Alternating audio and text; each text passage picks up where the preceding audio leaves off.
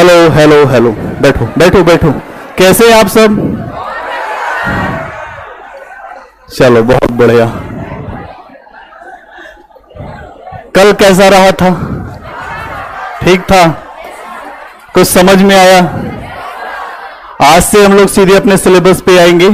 आज प्राचीन भारत को शुरू करेंगे और क्या क्या हम आज जो पढ़ने वाले हैं पहले उसको फ्रेम। आवाज बस बंद करो, हो गया, आ गया हूं मैं। बंद करो आवाज अब।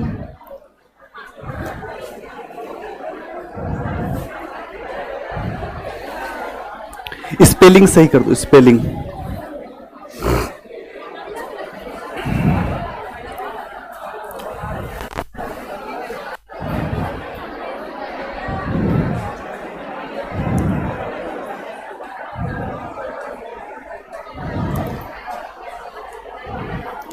हो गए व्यवस्थित? हो गए व्यवस्थित?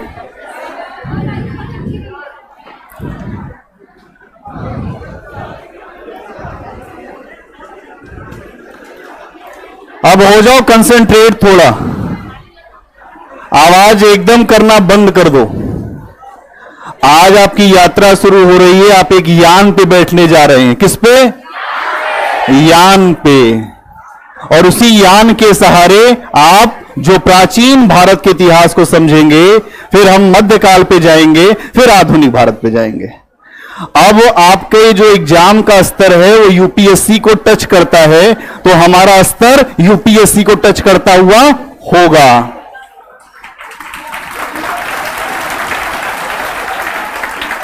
हम लोग, आप अगर कहीं के सेनापति बनेंगे, अगर मान लीजिए कि आप बिहार में एसडीएम होंगे, डीएसपी होंगे, तो आगे आप आईएएस बनने के लिए भी प्रयास करेंगे। करेंगे कि नहीं करेंगे? तो ये बात समझना पड़ेगा आपको। इसीलिए हम जो यहां पर प्रयास करेंगे वो यूपीएससी को लिंक करके बताएंगे आपके सामने। आपको मटेरियल मिल गया होगा कुछ? अभी मिल जाएगा। जो क्लास के बाद आपको पीडीएफ मिल जाएगा, मटेरियल भी मिलेगा। किसी बात की चिंता नहीं करनी है, सब चीज दिलवाऊंगा। कोई ऐसी चीज नहीं होगी जो आपको नहीं मिलेगी। आपको क्वेश्चन मिलेंगे, आपको लिखने का तरीका मिलेगा, सब पता चलेगा। आज हमारी क्लास में हम लोग आज जो बात करने वाले हैं वो बात किस तरीके की होगी, क्या क्या होगी, आज पहले ये अपने दिमाग में बिठा लो। आज हम लोग प्राचीन भारत पर बात करने वाले हैं। प्राचीन भारत का इतिहास, और इसमें हम लोगों को यह भी देखना है कि बिहार का संदर्भ क्या है। और अगर हम बात करें, प्राचीन भारत का इतिहास लगभग बिहार में ही मिलता जुलता है। मतलब अगर हम ये कहें कि बिहार का इतिहास प्राचीन भारत का इतिहास है तो अतिशयोक्ति नहीं होगी, क्योंकि मगध साम्राज्य पे बहुत बात होती है, उसी पे मौर्य आते हैं, तो लगभग इतिहास लिंक कर जाता है। क्या क्लियर है दिमाग में? तो प्राचीन भारत के इतिहास में जो बिहार को लेते हुए हम बात करेंगे, लेकिन अप्रोच कैसा होगा? यूपीएससी का अप्रोच कैसा होगा? बिल्कुल ठीक। इसमें हमें देखना क्या क्या है। आज हम बात करेंगे पाषाण काल। ये आज हम लोग क्या करने वाले हैं, अगर हमको कहीं पर जाना है तो उसके रास्ते में क्या क्या हम करेंगे, उसे हम पहले फ्रेम कर रहे हैं दिमाग पे। तो पहले क्या करेंगे? पाषाण काल। और पाषाण काल में भी अलग अलग हिस्से हैं। पाषाण काल में भी अलग अलग हिस्से हैं। अगर आप बात करें तो पाषाण काल में हम देखते हैं पहला हिस्सा है पूरा पाषाण काल। कौन सा हिस्सा है? फिर बहुत बढ़िया। उसके बाद बहुत बढ़िया, आपको तो सब पता है भाई। अब जो पूरा पाषाण काल में भी 3 हिस्से, इसमें अगर आप देखें तो इसमें भी आपको 3 हिस्से दिखाई देंगे। इसको अलग कर दें तो जो पूरा पाषाण काल में अगर हम बात करते हैं तो हम देखते हैं, एक है आपका पूरा पाषाण काल, एक है आपका मध्य पूरा पाषाण काल, और तीसरा क्या है, उच्च पाषाण काल।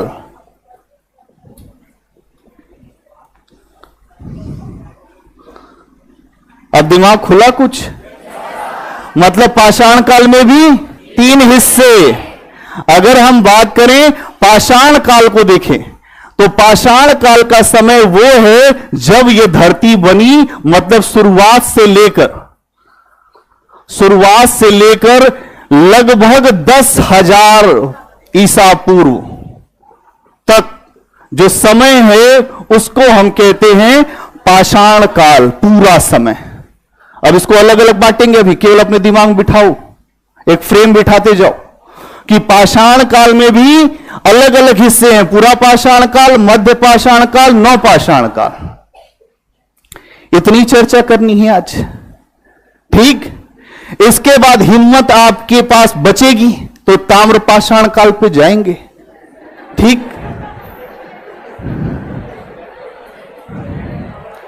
ताम्र पाषाण काल।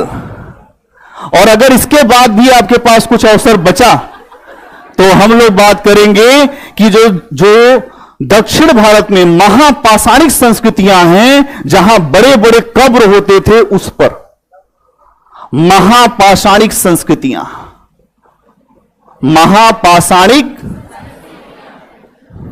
संस्कृति कहां की है? दक्षिण भारत में। यह हमारा फ्रेम रहेगा। अब समय आपने देखा कि शुरुआत से लेकर 10,000 ईसा पूर्व में यह पूरा समय है, ठीक। अब हम इसको तोड़ते हैं कि इसमें क्या है। तो यहां अगर आप देखें तो शुरुआत से ये वाला जो समय है, शुरुआत से लगभग 1 लाख ईसा पूर्व का जो समय है, उस समय को हम कहते हैं पूरा पाषाण काल। क्या क्लियर है? दिमाग में बैठ रहा है? नहीं। उसके बाद जो दूसरा समय है वहां पर हम देखते हैं तो 1 लाख ईसा पूर्व पर आपने यहां छोड़ा तो 1 लाख ईसा पूर्व से 40,000 ईसा पूर्व, यह वाला समय क्या है? 1 लाख से 40,000, 40,000 ईसा पूर्व का समय। और यह वाला जो समय है, यही चित्रकारी मिलेगी, मानव यही चित्रकारी करना शुरू करेगा। दिमाग में बिठाओ अपने, उच्च पाषाण काल में, उच्च पूरा पाषाण काल में मानव चित्रकारी करेगा। और यही भीमबेटका, मध्य प्रदेश की भीमबेटका से चित्र मिलना शुरू होगा, ठीक है। और उस चित्र में क्या मिलेगा? मानव शिकार करेगा, मानव के जो उसके मन में आएगा वो उसके चित्रों में भी आता है। चित्र क्या होता है? जब आप जो चीज देखते हो उसी को चित्र के रूप में प्रस्तुत करते हो। चित्र हमारे मन की आंतरिक अभिव्यक्ति है। चित्र जब कोई व्यक्ति जब भी निर्मित करता है तो अपने समाज से प्रेरित होता है। और इस समय अगर आप उच्च पाषाण काल में देखते हैं तो उच्च पूरा पाषाण काल में जब चित्र बनना शुरू होता है तो मानव किस तरह से जीवन जीता था यह हमें पता चलता है, क्योंकि पाषाण काल में कुछ भी लिखा नहीं है। तो समझना कैसे है? पत्थरों की सहायता से। पत्थर बताएंगे, बोलेंगे पत्थर, और वो चिल्ला चिल्ला के कहेंगे कि देखो मेरे साथ क्या क्या हमने किया था। ये काल पत्थरों का काल है। वैसे आप इसको ऐसे समझने का प्रयास करो तो बोर हो जाओगे, लेकिन जो मैं तरीका बता रहा हूं उससे आप ये समझोगे कि यात्रा है। इसलिए मैंने कल आपको हल्का सा हिंट किया था। आप हर चीज, अपना सिलेबस आपको मिल जाएगा, उसकी पीडीएफ मिल जाएगी, आपको क्वेश्चन मिले, लेकिन जो मैं अभी आपको समझा रहा हूं यह समझने के लिए आप अपने दिमाग को खोलो। महात्मा गांधी कहते थे अपने घर की खिड़कियों को खोलो। अपने घर की खिड़कियों को तुम खोलोगे तो बहुत सारी चीजों को सीख पाओगे। दिमाग को खोलना सीखो, क्योंकि जब तक आप दिमाग खोलोगे नहीं तब तक कुछ मिलने वाला नहीं है।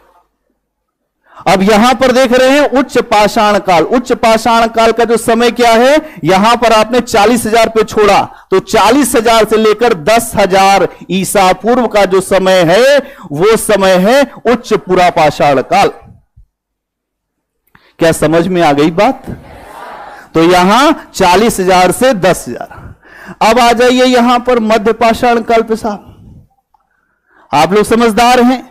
मध्य पाषाण काल में जब हम आते हैं तो 10,000 ईसा पूर्व से, क्योंकि हमने 10,000 पे छोड़ा है, 10,000 ईसा पूर्व से 5500 ईसा पूर्व का समय मध्य पाषाण काल का समय होगा। कब से कब तक का?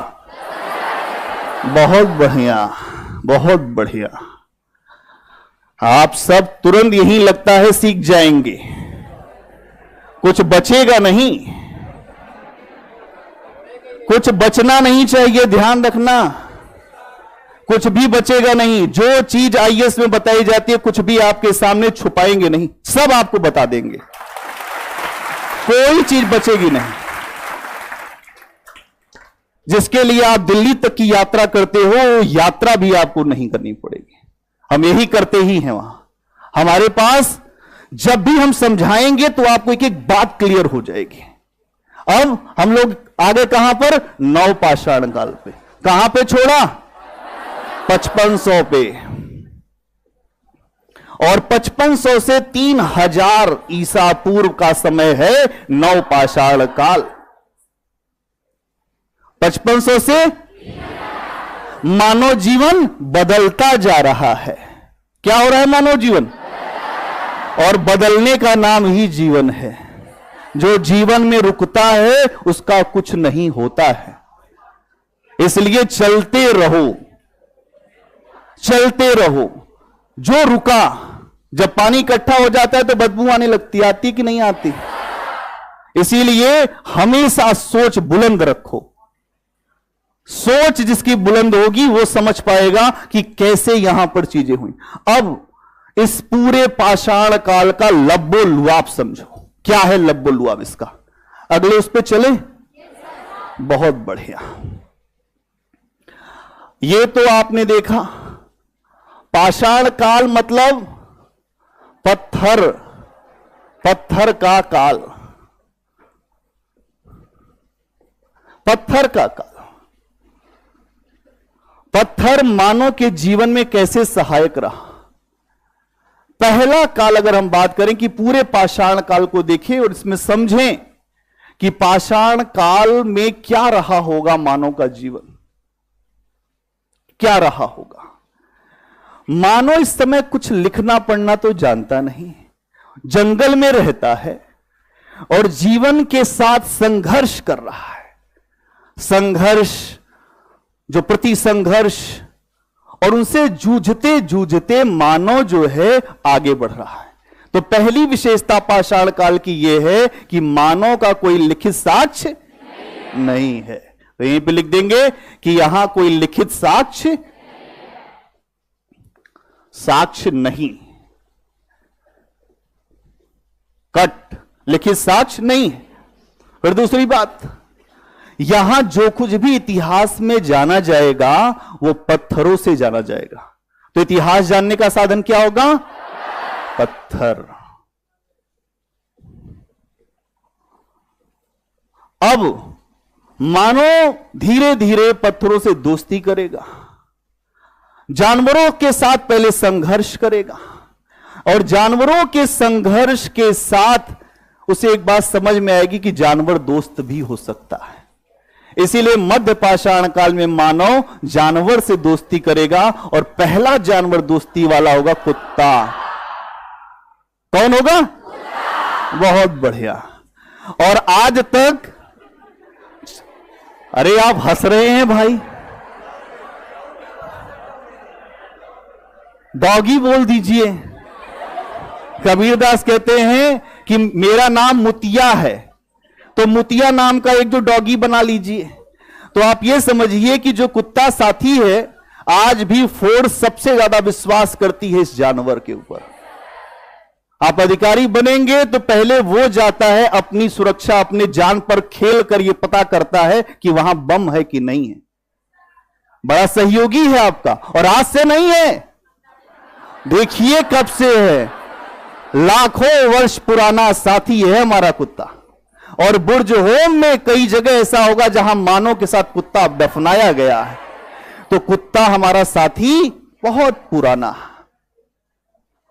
यह देखते तो पत्थर से इतिहास। कल कुछ लोग अधीर हो रहे थे कि सर कब आएंगे। कल तो अभी हम आपसे मिलने आए थे, कल तो अभी हम आपको देख रहे थे कि आप कहां हैं, हम कहां हैं। आज आ गए सिलेबस पे, और इसी तरह से आपके दिमाग में बैठना चाहिए। लिखने के लिए फ्लो होना चाहिए कि आप पाषाण काल को जानते हैं तो पाषाण काल का एक दिमाग में पिक्चर होना चाहिए कि पाषाण काल क्या है, पाषाण काल में कौन कौन से परिवर्तन हुए हैं और कहां कहां निरंतरता है।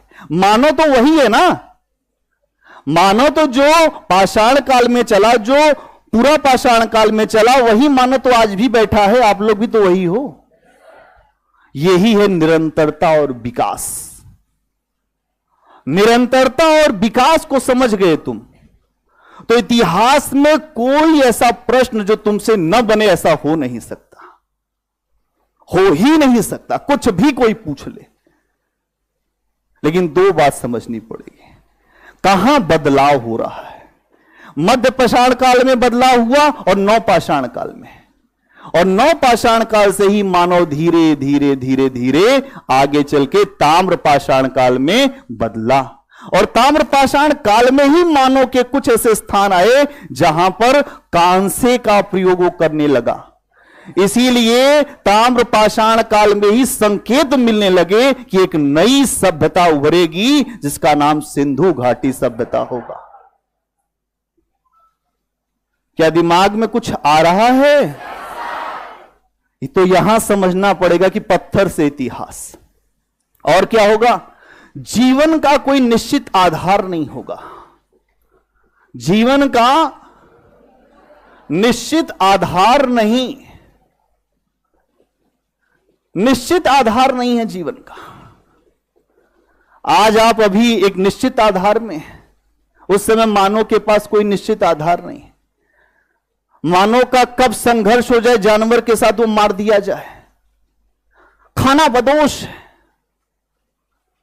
मार्क्स इसी को आदिम साम्यवाद कहता है। मार्क्स इसी को आदिम साम्यवाद कहता है। और मार्क्स के दर्शन में है कि हमें आदिम साम्यवाद की अवस्था में जाना पड़ेगा जहां सब बराबर थे। यहां देखिए कुछ नहीं है लेकिन मानव समान है। क्या है? यहां समानता है, कोई भेदभाव नहीं, कोई वर्ण व्यवस्था नहीं। समाज सरल है, सादा है, जीवन में कोई तनाव नहीं है। तनाव जो इस प्रकार का है कि उसका जो जानवरों से संघर्ष होगा तो वैसा तनाव है, लेकिन आपस में कोई तनाव नहीं है। मानव जाता है वो शिकार करने, उसके बाद लेकर आता है, सब बराबर में बांट लेते हैं सारे भाई। मार्क्स इसी बात को कहता है कि हम पहले कितने बराबर थे, हम कैसे आगे बढ़ते गए, और जैसे जैसे आगे बढ़ते गए वैसे वैसे हम बदलते गए। हमने अपने लोगों को छोटा बना दिया। मानव और मानव में कोई अंतर है क्या? मानव का केवल एक स्वभाव है, मानवता। इसीलिए यूरोप में जब क्रांति हुई तो मानवता पर हुई, मानवीय अधिकारों पर हुई। और जब मानवीय अधिकारों की बात आती है, आप देखिए मार्क्स कितना समझदार है। मार्क्स कहता है आदिम साम्यवाद, ऐसा समय जहां सब बराबर होगा, सबकी बराबरी की बात। अद्भुत है कि नहीं? आज आपकी जितनी व्यवस्थाएं हैं, जो संविधान में आपके लक्ष्य रखे गए हैं, जो आप दुनिया में जो कुछ भी बातें करते हो, जो यूनाइटेड नेशन का चार्टर कहता है, सब में एक ही बात है, मानव समानता। कुछ लिंक समझ में आया? ये पाषाण काल आप जिस एंगल से पढ़ते हैं वही नहीं है। इसीलिए बुद्धत्व को प्राप्त लोग इस बात को कह गए हैं, देखने का नजरिया बदलिए, नजारा बदल जाएगा। अगर आप इसे समझ जाए, केवल आपको अपना नजरिया बदल लेना है। मैं इसीलिए केवल हूं कि मुझे लगता है कि यह नजरिया आपके लिए बड़ा फायदेमंद है। जब आप लिंक करने लगेंगे, जोड़ देंगे, एग्जामिनर को यह बात समझ में आ जाएगी कि आप क्या सोचते हैं। कॉपी भी चेक करते थे हम यूनिवर्सिटी में, तो हमें पता है कि क्या चाहिए उसको चाहिए आपसे कोई विद्वता नहीं, उसको चाहिए कि आप इंटरलिंक कहां से करते हो।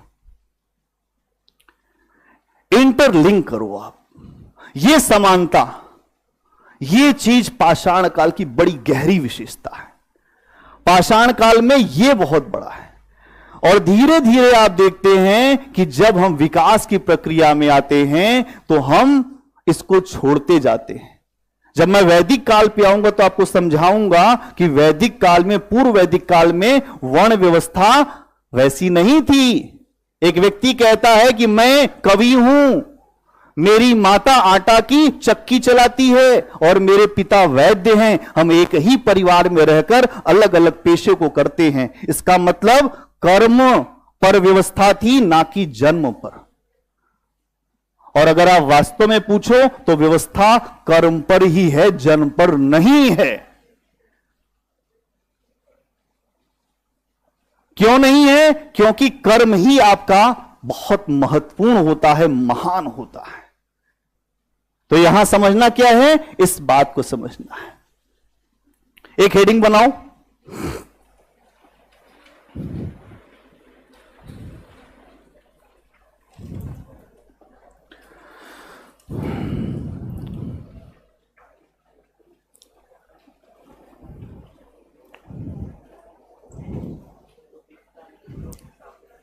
अच्छा ठीक है, एक हेडिंग बनाओ, पाषाणकालीन संस्कृति। पाषाणकालीन संस्कृति।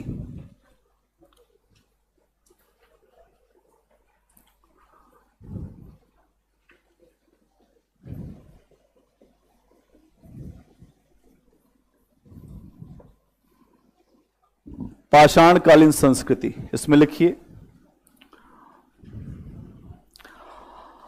प्रागैतिहास का अर्थ है,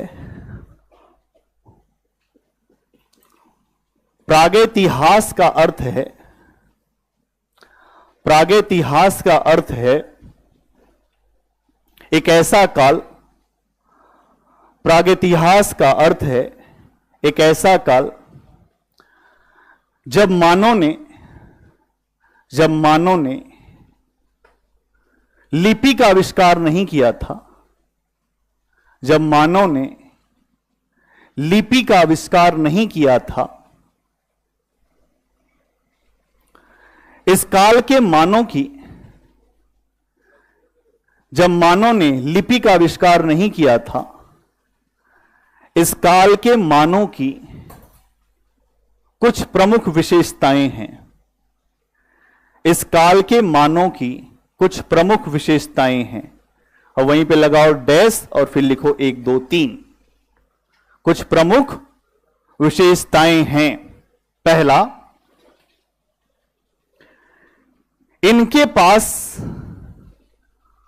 कोई साहित्यिक साक्ष्य नहीं था। इनके पास कोई साहित्यिक साक्ष्य नहीं था, मतलब कुछ भी लिखा हुआ नहीं था। अगला पॉइंट, इनके पास या इनके बारे में, ऐसे लिख दो, इनके बारे में जानकारी के लिए, इनके बारे में जानकारी के लिए पुरातात्विक साक्ष्य, आर्कियोलॉजिकल सोर्सेज, पुरातात्विक साक्ष्य ही महत्वपूर्ण है। आर्कियोलॉजिकल सोर्स, पुरातात्विक साक्ष्य ही महत्वपूर्ण है। अगला पॉइंट, इस समय अर्थव्यवस्था का, इस समय अर्थव्यवस्था का कोई निश्चित आधार नहीं था। इस समय अर्थव्यवस्था का कोई निश्चित आधार नहीं था और ना ही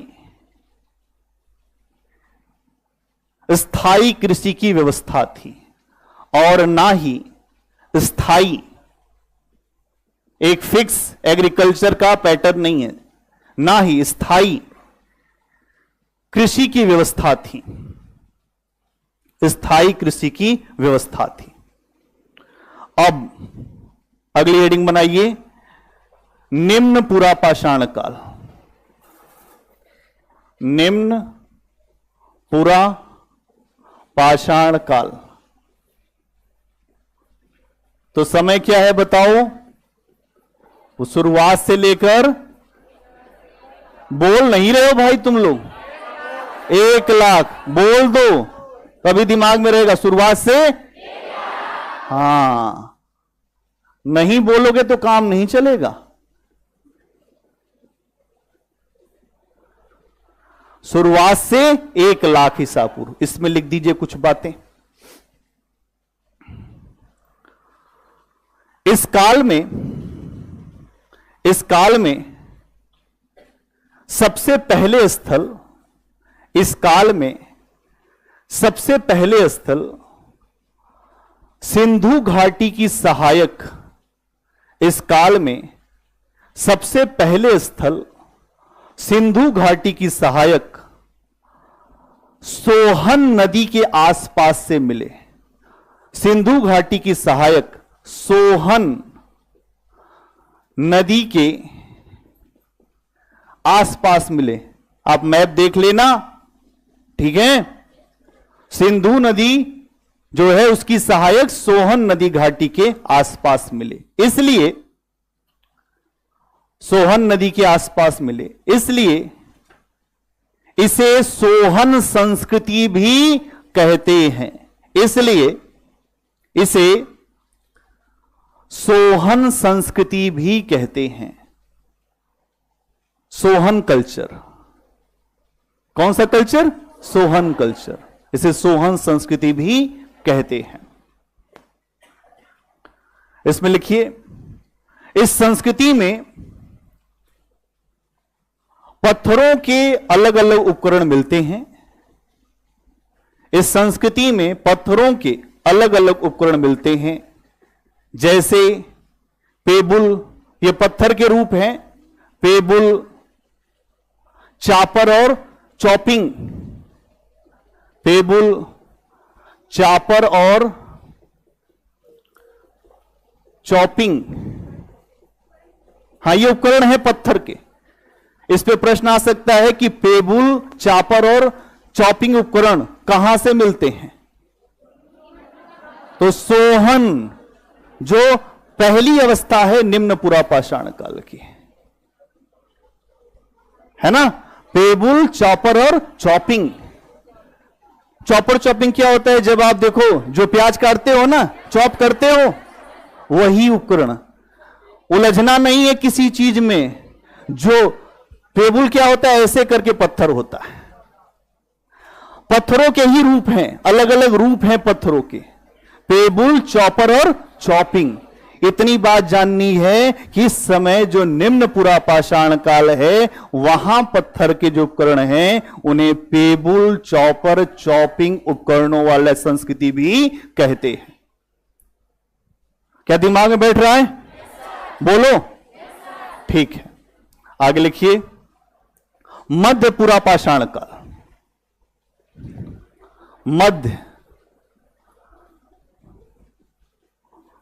मध्य पुरा पाषाण काल, इसका समय क्या बताओ फटाफट? 1,00,000 ईसा पूर्व से 40,000।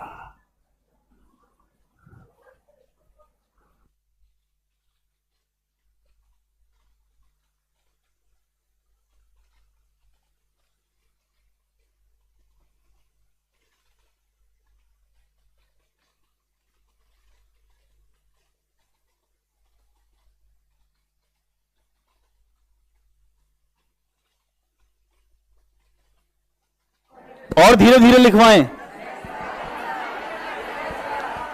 कहे कि आहिस्ता चलो लोगों, ये दीवानों की बस्ती है। ठीक है, आराम से चलेंगे। देखो यहां पे जो कुछ लोग हैं, इस पे भी आ रहे हैं, इस पे भी आ रहे हैं। हम आपको थोड़ा सा लेके साथ चलना चाह रहे हैं। आप एक यान पर बैठ चुके हैं, एक वायुयान होता है ना, और एक यान हमारा है। इस यान पर आप बैठ गए, हिस्ट्री यान। ये हिस्ट्री यान है, इतिहास का यान है ये। इस यान पर आप बैठ चुके हैं और धीरे धीरे आपका जो यान धीरे धीरे आगे बढ़ रहा है। तो आपने यात्रा शुरू कर दिया है। और मध्यपुरा पाषाण काल, और मध्यपुरा पाषाण काल का समय, बहुत बढ़िया, बहुत बढ़िया। इसमें कुछ लिख दीजिए। इस काल के उपकरणों में, इस काल के उपकरणों में फ्लेक, इस काल के उपकरणों में फ्लेक, ब्लेड, अभी बता रहा हूं क्या होता है फ्लेक। ऐसे करके जब आपके पास कोई पत्थर का उपकरण है तो उसके ऊपर जब धार होती है उसको कहते हैं फ्लेक। क्या कहते हैं? फ्लेक। और जो ब्लेड होती है आप सब देखते हैं, जो शेविंग होती है, एक तरफ धार फिर इधर भी धार, ये ब्लेड होता है। सेम वही ब्लेड, जैसा आज ब्लेड होता है वैसे पत्थर के ब्लेड। क्या समझ में आ रही बात? लिखिए आगे। इस समय के उपकरणों में फ्लेक, ब्लेड और कोर जैसे उपकरण मिलते हैं। कोर जैसे उपकरण मिलते हैं। कोर क्या होता है? नुकीला सा। कोर मतलब जो नुकीला पत्थर हो, छेद करने के लिए। ये सारे मानव की जरूरतों के हिसाब से पत्थर हैं। मतलब मानव को एक तो जो, अगर आप देखें, जो वो जानवर का शिकार करता है उसको छीलना है, ये सारे पत्थर उसी के लिए हो रहे इस्तेमाल। जैसी जरूरत वैसा इस्तेमाल। मानव अभी पत्थर को अपने हिसाब से तोड़ मरोड़ रहा है और यही पत्थरों को तोड़ते मरोड़ते वो नए नए उपकरण बना रहा है। और यही आप परिवर्तन देख रहे हैं। तो यहां आप देख रहे हैं फ्लेक, और इसीलिए यहां पर जितने उपकरण मिलते हैं उसमें धार मिलती है। उसको स्क्रैपर कह रहे हैं, उसको धार मिलती है। ऐसे उपकरण जहां पर धार है, मतलब पत्थर के औजार जिसमें धार लगी हुई है, और ये धार से गर्दन उतारेंगे। क्या उतारेंगे?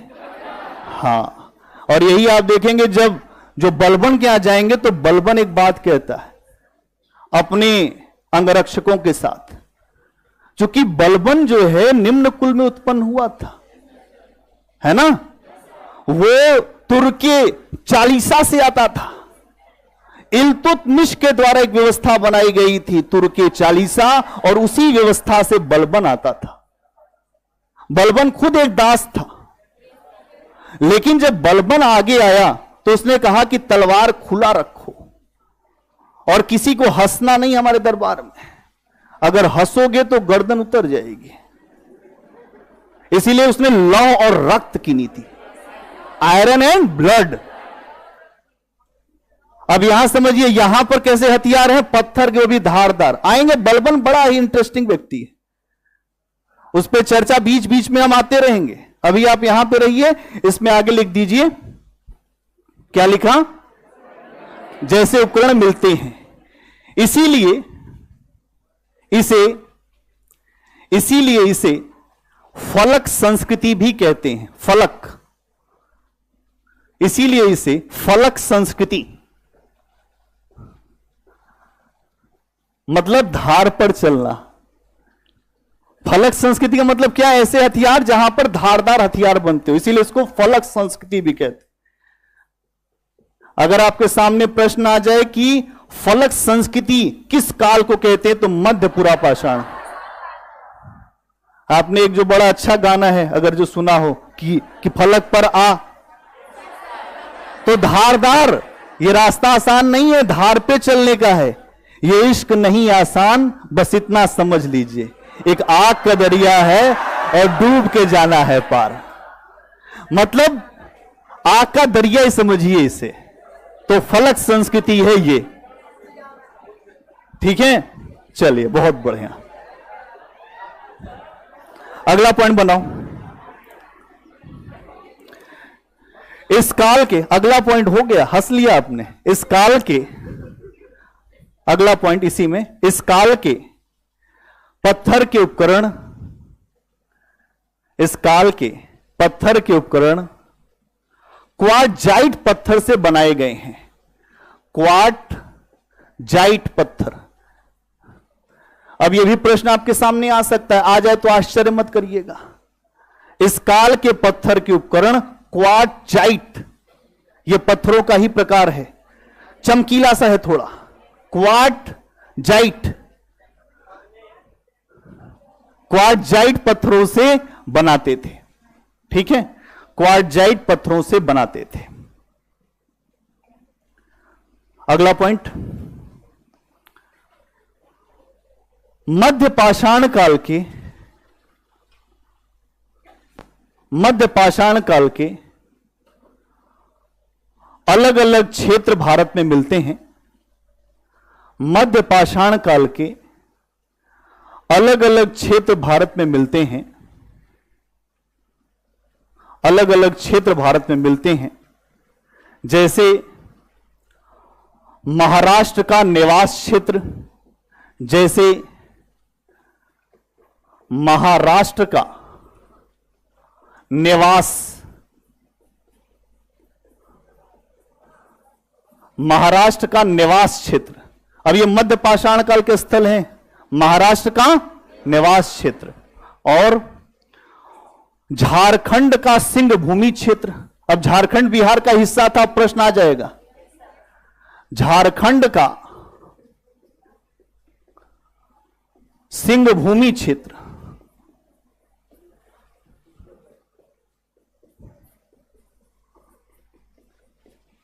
यह स्थान आप क्यों लिख रहे हैं? क्योंकि यह मध्य पाषाण, मध्य पुरा पाषाण काल से संबंधित है।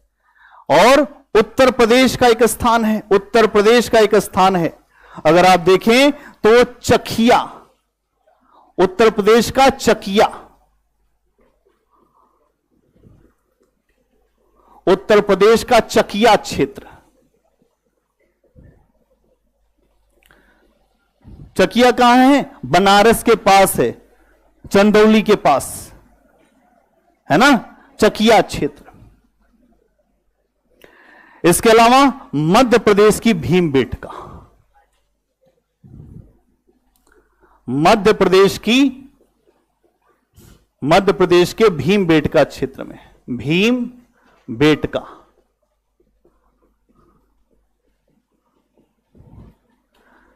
ये स्थल है सारे।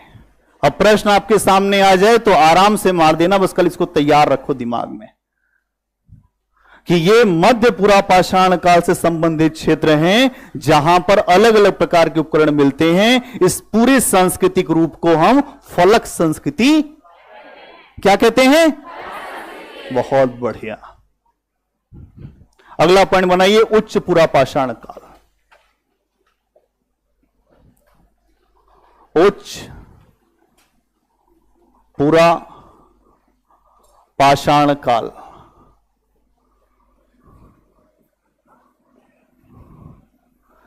क्या समय है इसका? बहुत बढ़िया। 40,000 ईसा पूर्व से 10,000।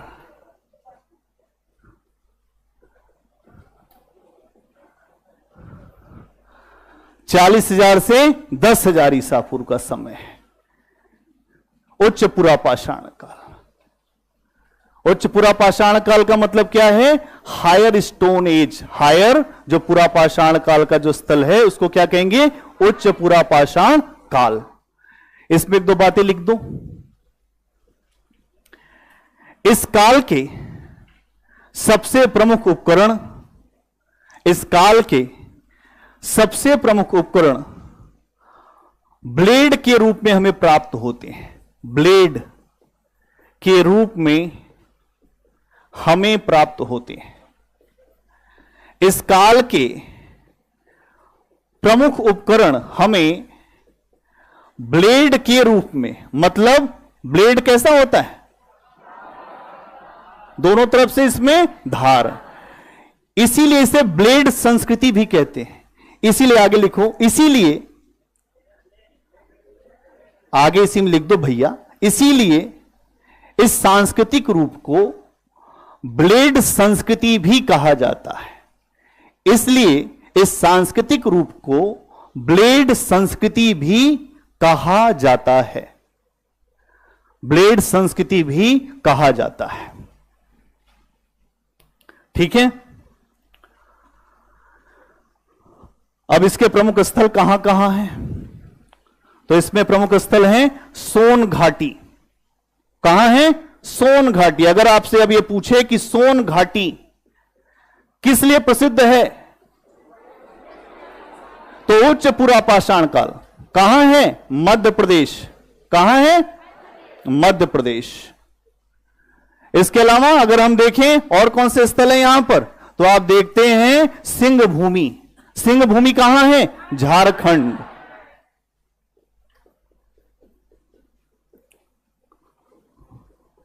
सिंह भूमि झारखंड। सिंह भूमि से भी आपको दिखाई देंगे इस काल से संबंधित स्थल। इस काल के जो संबंधित उपकरण हैं वो आपको सिंह भूमि से भी दिखेंगे। और कहां से दिखते हैं? भीमबेटका। तो भीमबेटका कहां है? भीमबेटका भीमबेटका। इसके अलावा आपको यहां पर स्थल दिखाई देंगे रेणुगुट्टा। रेणुगुट्टा यह है आंध्र प्रदेश में। कहां है? इसके अलावा एक और दिखेगा करनूल की गुफाएं। यह प्रश्न आ चुका है, ध्यान से दिमाग खोल लो कि करनूल की गुफाएं किस काल से संबंधित वहां पे स्थल मिलते हैं और वहां पे पत्थरों का रूप क्या था। तो करनूल की गुफाएं ये कहां है? ये भी आप देखते हैं आंध्र प्रदेश में है। ये भी आंध्र प्रदेश में है करनूल की गुफाएं। करनूल है ना। क्या इतनी बातें समझ में आई? बोलो। जब थक जाना तब तुम बोल देना, मैं कुछ और सुना दूंगा। सुनना नहीं है केवल, मतलब यहां आपके दिमाग में जब थोड़ा सा लगे कि अब हो गया, कि मक्खी पर मक्खी बैठती जा रही है, तो आप मुझे बता देना, मैं मक्खी उड़ा दूंगा, है ना। अपने दिमाग में जोर मत लेना। इतिहास के साथ बड़ी समस्या है क्योंकि ये थोड़ी देर के बाद जोर देने लगता है, तो जोर लेना नहीं है। इतनी बातें अपने दिमाग में बिठा लेनी है, और जब आपके दिमाग में बात बैठ जाएगी तो फिर कोई समस्या नहीं होगी। ठीक है, चलिए इतनी बातें समझ गए। तो अब हम लोग मध्य पाषाण काल पर आने जा रहे हैं। अगली हेडिंग बनाइए, मध्य पाषाण काल। इतनी बात समझने में किसी को कोई दिक्कत हो तो पूछ लो, किसी को कोई दिक्कत नहीं होनी चाहिए, क्योंकि एक एक बात स्पष्ट की गई है आपके सामने। मध्य पाषाण काल का समय बताना थोड़ा। बहुत बढ़िया, बहुत बढ़िया, बहुत बढ़िया, क्या बात है। आप लोग अब लगता है यहां से प्रश्न आएगा तो फोड़ देंगे, यहां से प्रश्न बचेगा नहीं। प्रश्न बचना ही नहीं चाहिए कि मध्य पाषाण काल का समय यह है। अब मध्य पाषाण काल के बारे में कुछ बातें लिख लो, कुछ पॉइंट्स लिखो। इस काल में, पहला पॉइंट बनाओ इसमें, इस काल में पत्थर के उपकरण, इस काल में पत्थर के उपकरण अत्यंत छोटे बनने लगे। इस काल में पत्थर के उपकरण अत्यंत छोटे बनने लगे।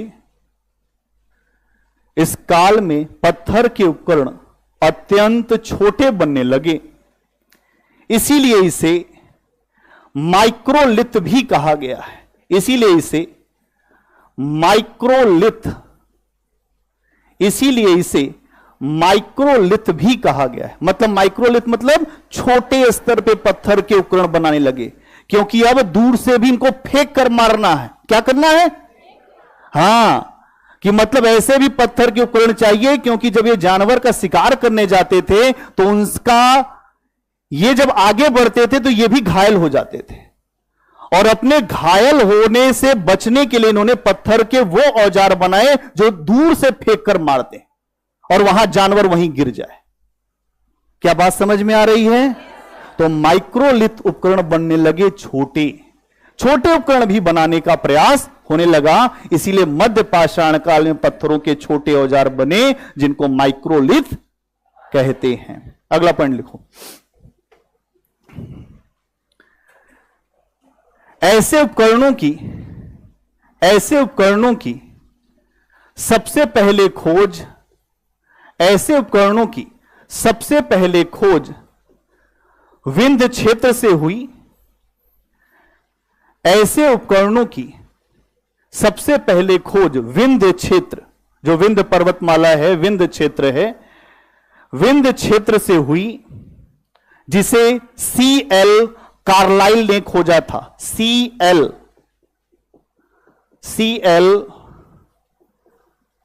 कार्लाइल ने खोजा था।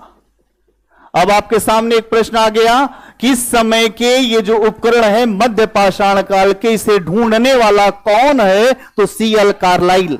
और कहां ढूंढता है? विंध्य क्षेत्र में। तो दो प्रश्न बन गया। जब आप प्रश्न देखेंगे ना अपना, तो आपका दिमाग ये रहेगा कि नहीं, ये चीज यहां से लिंक करता है, ऐसे पढ़ना है। तो C.L. कार्लाइल कहां से ढूंढा? बहुत बढ़िया, बहुत बढ़िया। अगला पॉइंट बनाइए। इस चरण के प्रमुख क्षेत्र, इस चरण के, इस स्टेज के प्रमुख क्षेत्र हमें अलग अलग स्थानों पर दिखते हैं। इस चरण के अलग अलग क्षेत्र हमें विभिन्न स्थानों पर दिखते हैं। जैसे कृष्णा घाटी, जैसे कृष्णा घाटी, ये कहां है भाई? कर्नाटक। कहां है? जैसे कृष्णा घाटी कर्नाटक। बेतवा घाटी, बेतवा घाटी, बेतवा घाटी, सोन घाटी, ये दोनों मध्य प्रदेश में। बेतवा और सोन मध्य प्रदेश, ये मध्य पाषाण काल के स्थल हैं। बेतवा और सोन मध्य पाषाण काल। अब यहां पर देखना कि जो पाषाण काल के मध्य पाषाण काल में मत इसको डाल देना, अब यही कंफ्यूजन होगा कि पाषाण काल में जो आपने दो हिस्से किए थे कि जो पूरा पाषाण काल और मध्य पूरा पाषाण काल, तो वहां मत लेते चले जाना। क्या बात समझ में आ रही? मैं क्या बोल रहा हूं? मिला मत देना, खिचड़ी मत बना देना वहां, नहीं तो दिमाग में मिल जाता है, और जब मिल जाता है तो प्रश्न आता है तो आपकी आंख बंद करके मार दिए, हो गया गलत। अब फिर आए कहे तो सर तो बताए थे। अरे भाई सर बताए थे तो आपको यह भी करें, अपना दिमाग खोल लीजिए कि यहां पर यह भी समझिए कि ये बेतवा और सोन जो है ये मध्य पाषाण काल है। तो यहां यह भी बात समझते चलना है।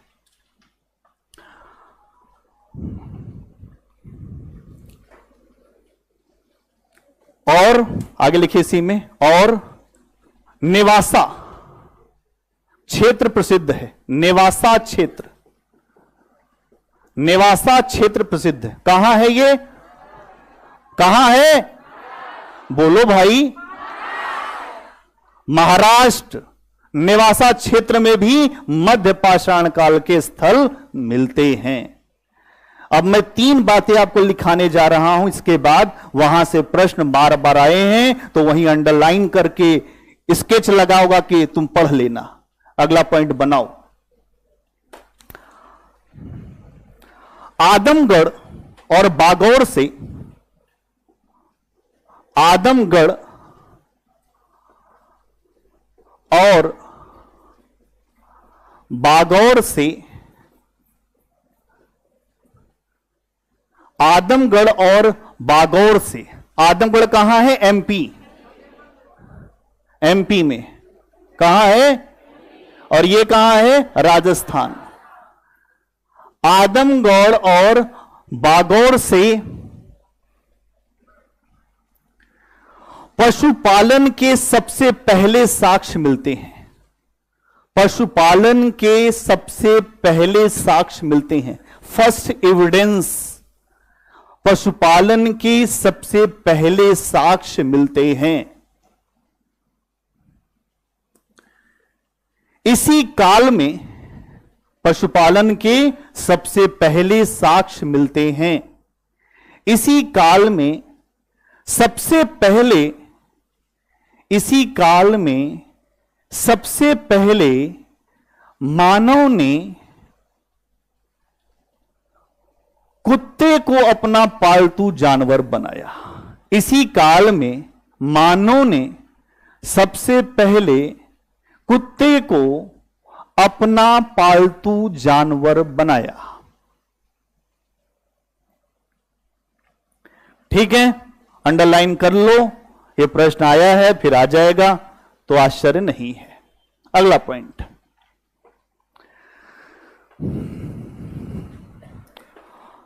मानव अस्थि पंजर का, अस्थि पंजर क्या होता है भैया? जब हम मर जाते हैं तो कुछ अस्थि पंजर बचता है, स्केटल बोलते हैं ना, स्केटल। तो अस्थि पंजर वो हमेशा रहता है। अगर आप किसी को जो गाड़ दें तो उसकी अस्थि बची रहती है। और अस्थियों के आधार पर हम जब ये कहें कि आदमी कितना पुराना था, अभी आपके सामने जब महापाषाणी संस्कृति आएगी तो आप देखेंगे कि लोगों की कब्र के सामने बड़े बड़े पत्थर लगा दिए गए, इसीलिए उसको महापाषाण कहा गया। सुनने में बड़ा अजीब लगता है, कौन सी संस्कृति होगी, अद्भुत होगी क्या महापाषाणी संस्कृति? कुछ नहीं है, कुछ है ही नहीं। कब्र को बड़े बड़े पत्थरों से घेर दिया गया, वही कब्र जो है महापाषाणी कब्र कहलाती है। और यह संस्कृति दक्षिण भारत में विकसित हुई। कहां हुई? नवपाषाण काल के बाद एक नई संस्कृति विकसित हुई, उत्तर भारत में नहीं, दक्षिण भारत में, वो भी पहाड़ों की ढाल पर। और वहां पर लोगों ने अपने जो पूर्वजों के सम्मान में उनके कब्र को बड़े बड़े पत्थरों से घेर दिया है। और उनके जीवन में जो भी चीजें उपयोग में आती थी उनको भी साथ में दे दिया है कि भैया उस लोक में जाना तो जरूरत पड़ेगी तो लेते जाना। अब ये आप लोग बताइए होता है कि नहीं? आज भी लोगों की बड़ी सोच रहती है, अगर कोई मर जी जाता है ना जो, तो आप देखेंगे लोग कहीं उसका सामान इस्तेमाल नहीं कर देते हैं, दे देते हैं। दे देते नहीं, कहीं आए हैं भैया उनको दे दिए, सब हम लोग इस्तेमाल नहीं करें। अरे अब तक तो साथ में थे आपके, अब चले गए तो इतना छूत हो गया है।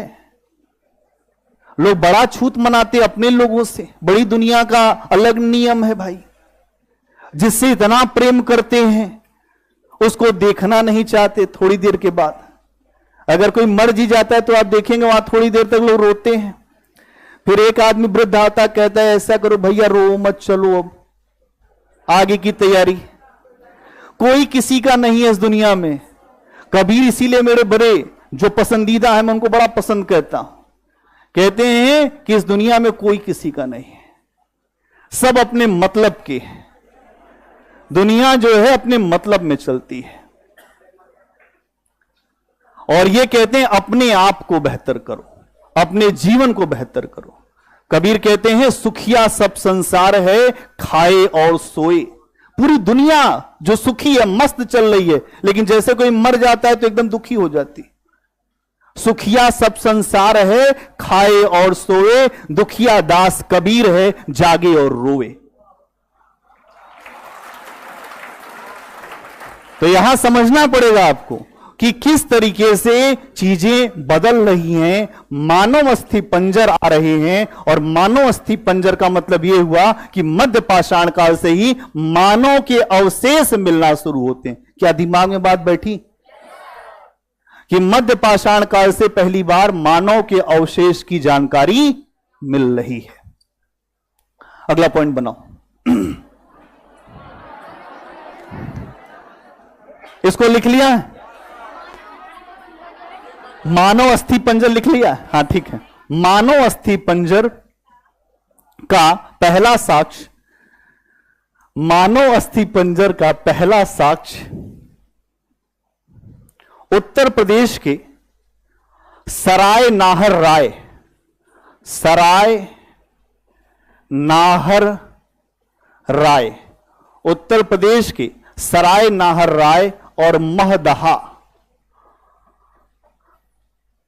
उत्तर प्रदेश के यूपी के सराय नाहर राय और महदहा से प्राप्त होते हैं। सराय नाहर राय और महदहा, ये उत्तर प्रदेश में इलाहाबाद के पास एक जगह है प्रतापगढ़। आप सबने नाम सुना होगा, बड़ा चर्चित नाम है प्रतापगढ़। अब ठीक है, जो भी भैया हो, हर भैया ही अपने आप में महत्वपूर्ण है। तो यहां पर आप देखेंगे कि उत्तर प्रदेश के जो प्रतापगढ़ से सराय नाहर राय और मदहा से मानव अस्थि पंजर के पहले साक्ष्य मिलते हैं। अगला पॉइंट बनाइए। राजस्थान के, अगला पॉइंट, राजस्थान के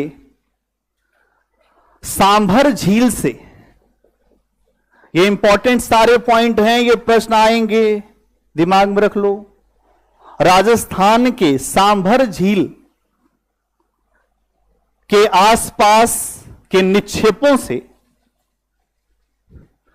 राजस्थान के सांभर झील के आसपास के निक्षेपों, मतलब वहां पे जो अवशेष हैं,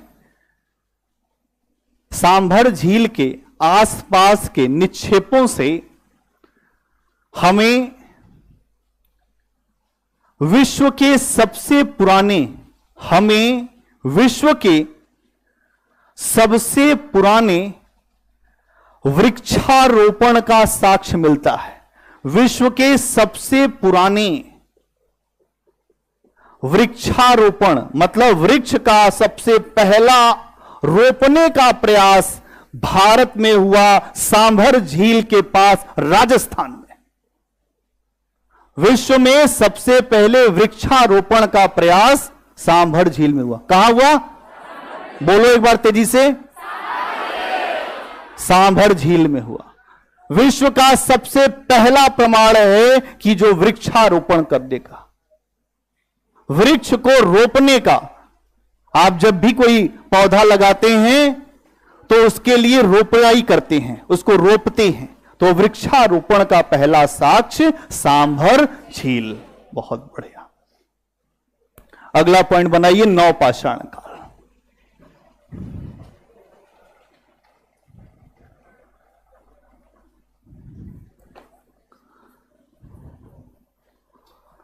क्या समय है बताइए? 5500 से, बहुत बढ़िया।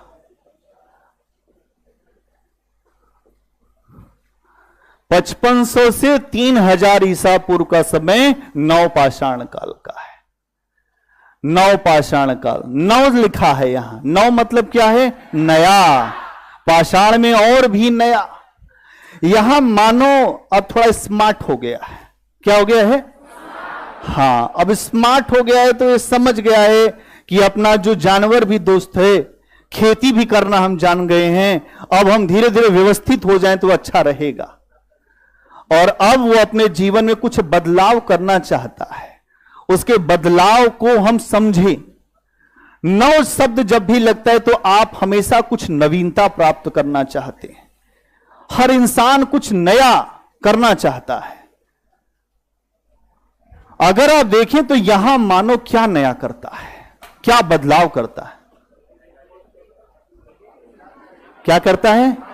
बहुत बढ़िया। कोई कह रहा है कि कृषि करता है, ठीक बात। और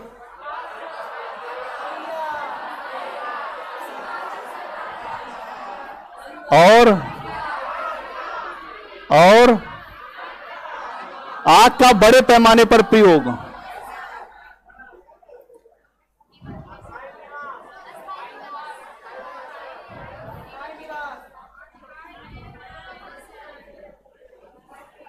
और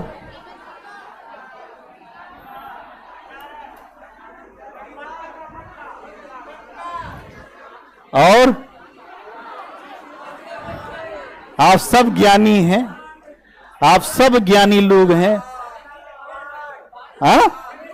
हाँ देखिए, कोई कह रहा है मृदभांड,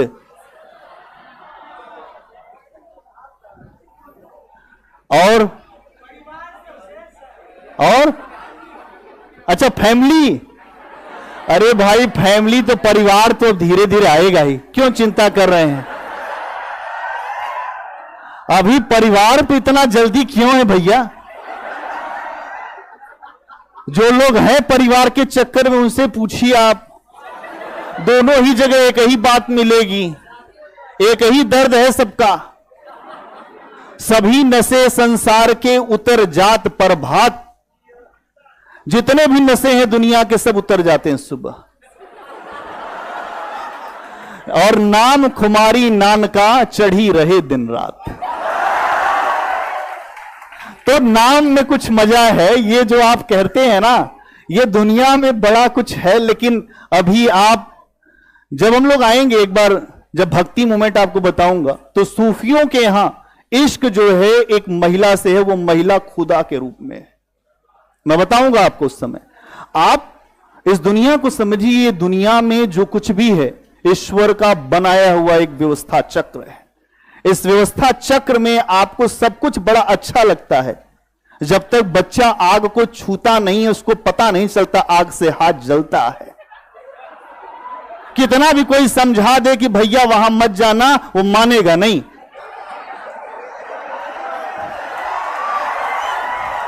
क्या मानेगा?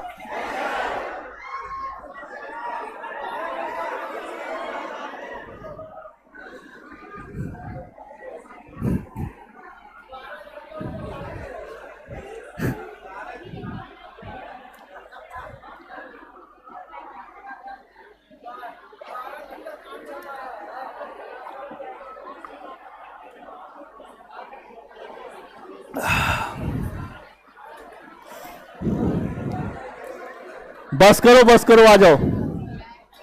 एक दो पॉइंट बनाओ नवपाषाण काल में। बोलते रह जाएंगे, नवपाषाण काल खत्म नहीं होगा। बनाओ पॉइंट। ये तरीका ठीक लग रहा है आपको? यही तरीका हिट तरीका है हमारा लिखाने का, समझाने का। मैं लिखाता हूं, समझाता हूं, यही तरीका होता है।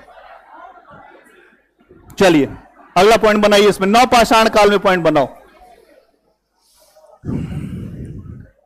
इस काल की सबसे प्राचीनतम बस्ती, इस काल की सबसे प्राचीनतम बस्ती मेहरगढ़ से प्राप्त हुई है।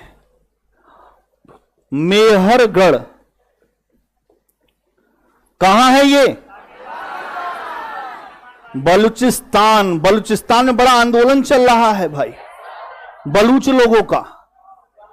बलूच लोग कह रहे हैं कि नहीं, गलत हो रहा है, जो हो रहा है गलत है। और वहां पर बड़ा अत्याचार की भी बातें आती हैं।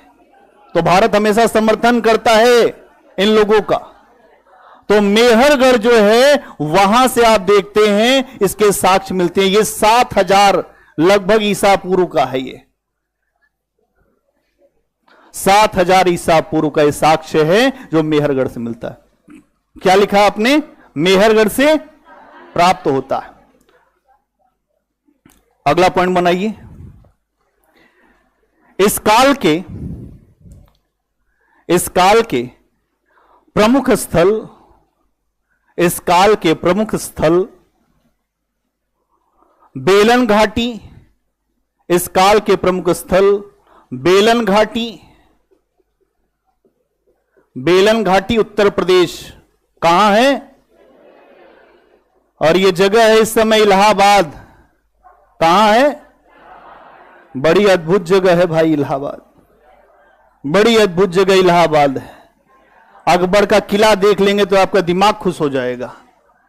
शानदार बनाया है किला, देखते ही समझ में आता है कि एक बादशाह की सोच क्या रही होगी, उसके तौर तरीके क्या रहे होंगे।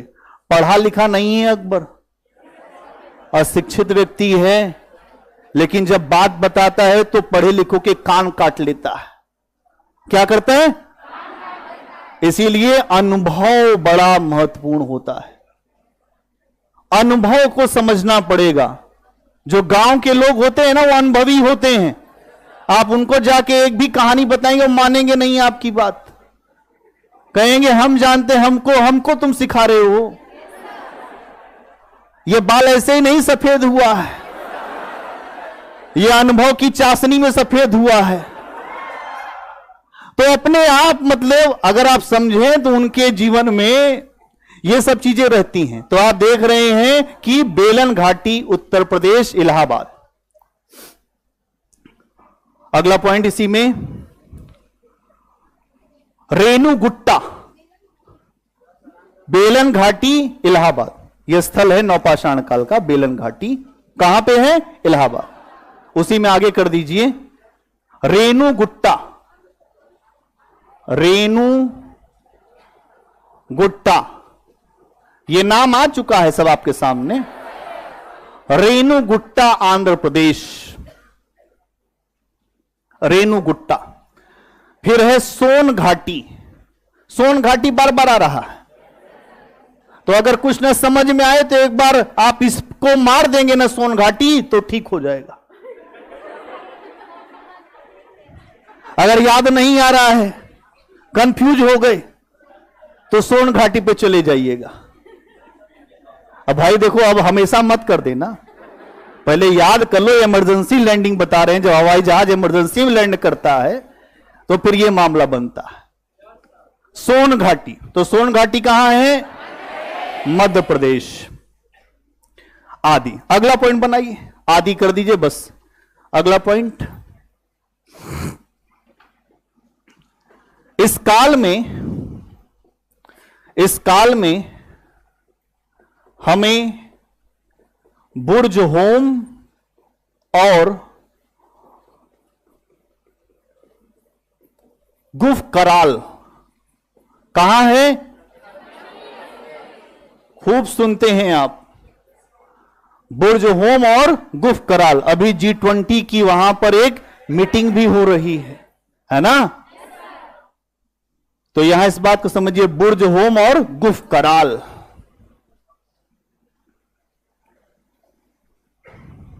से हमें कई मृदभांड, बुर्ज होम और गुफ कराल से हमें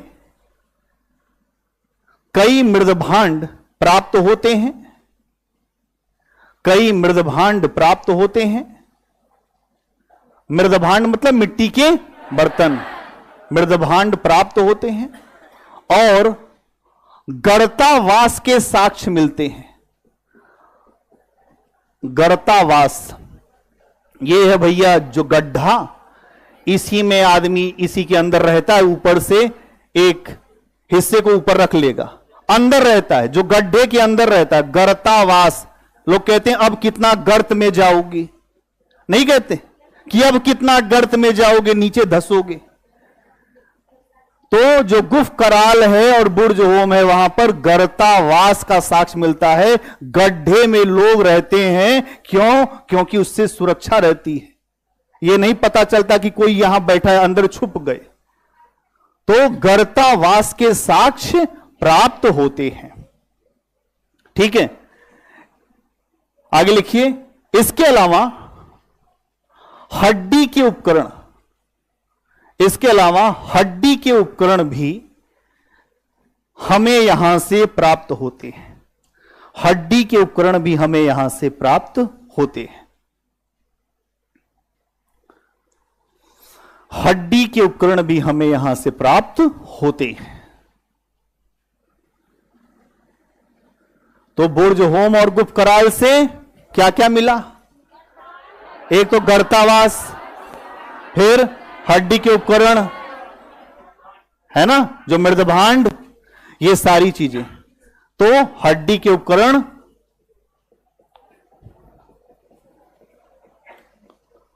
फिर मृदभांड, है ना, हाँ, अरे आ रहे हैं भैया, धीरे धीरे रे मना, रुक जाइए, धीरे सब कुछ होए। आप जहां बैठे हैं वहां से बड़े ऊपर उठ के हम आए हैं, वो हमें पता है। आपको जो चाहिए, मैं इस पूरी क्लास को विश्वास दिला दूं, आपको जो चाहिए, आपको नहीं पता होगा, वो मुझे पता है।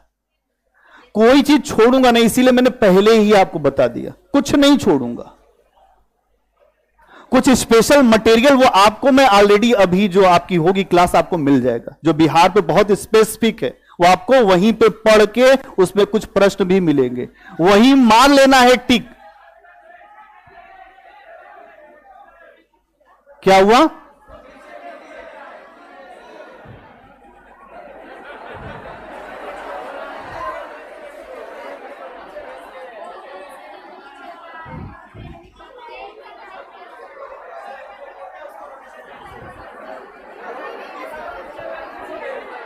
किसको पीछे भेज दें?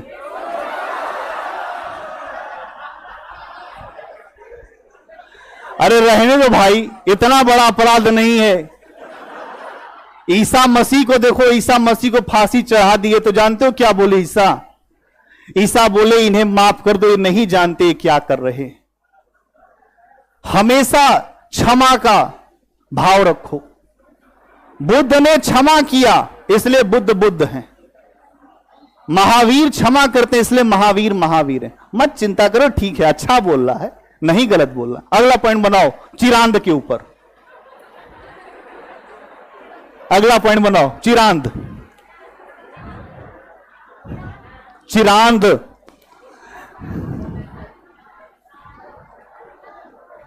ये बिहार का स्थल है इसीलिए बोला है कोई। लिखो चिरांद के बारे में। चिरांद इस काल का एक महत्वपूर्ण स्थान है। चिरांद ये लिखा है, चिरांद इस काल का महत्वपूर्ण स्थान है।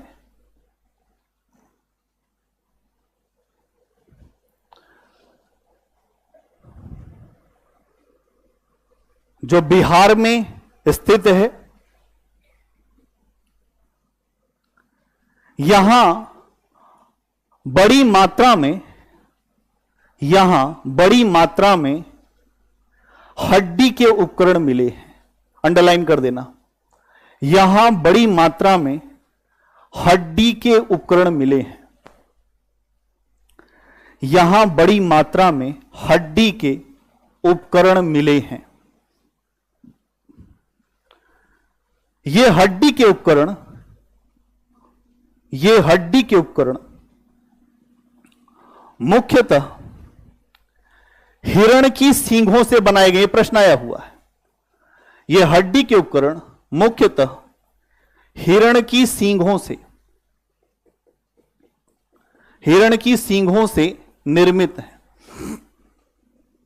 हिरण की सींगों से निर्मित हैं। किससे निर्मित हैं? निर्मित हैं। तो जो चिरांद का महत्व आपको समझ में आ गया होगा। अगला पॉइंट बनाओ।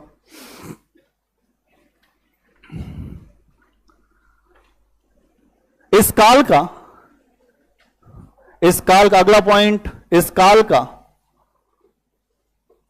महत्वपूर्ण स्थल कोलडिहवा भी है।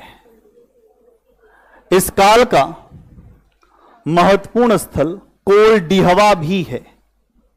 कोलडिहवा भी है, जहां से चावल के प्राचीनतम साक्ष्य मिलते हैं। जहां से चावल के प्राचीनतम साक्ष्य मिलते हैं।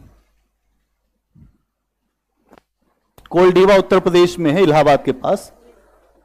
उत्तर प्रदेश इलाहाबाद के पास। चावल के प्राचीनतम साक्ष्य, चावल के प्राचीनतम साक्ष्य।